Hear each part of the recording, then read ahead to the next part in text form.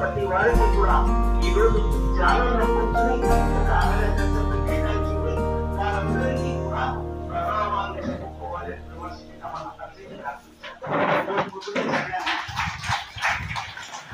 వీళ్ళందరూ కూడా 5 నిమిషాలు జాగ్రత్త కూర్చోబెడతారు. కూర్చోవాలి. దాన్ని ఏమంటారంటే సంస్మరణ అంటారు. ఏమంటారు? స్మరణ అంటే గుర్తుపెట్టుకోవడం, సంస్మరణ అంటే విశేషంగా గుర్తుపెట్టుకోవడము. విశేషంగా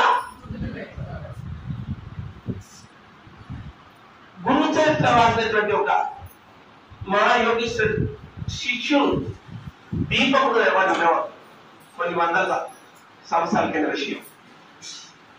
అతను ఒకరోజు తన శిష్యులందరినీ చేరవిచ్చి నాకు గత జన్మల దుష్కర్మల కారణంగా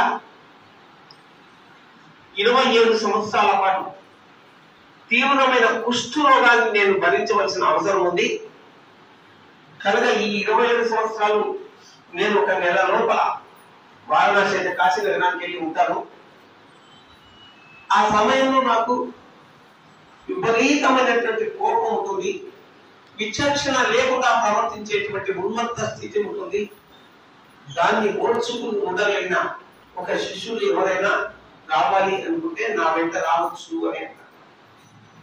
600 మందిలో ఈ ఒక దీపకుడు అనేటువంటి ఒక శిష్యుడు మాత్రమే దూరం వెళ్ళాడు.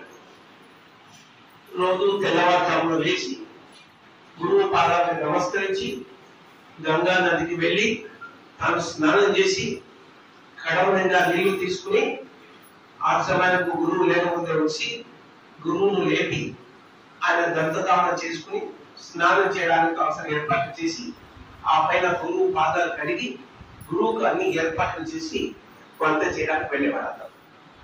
అలా 22 సంవత్సరాలు గడిచాయి.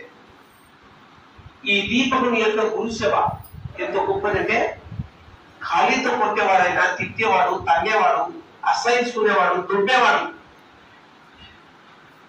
ఒకరోజు భోజనం చేసి పెడుతూ ఉంటారు.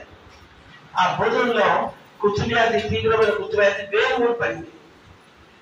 బొట్ట వేలు ఊడి పడితే ఆ వేలు పక్కన పెట్టి ఆయన భోజనం చేశాడు. ఆ శిష్యుడికి అదే విస్తరంలో తినేటువంటి అభ్యాసం.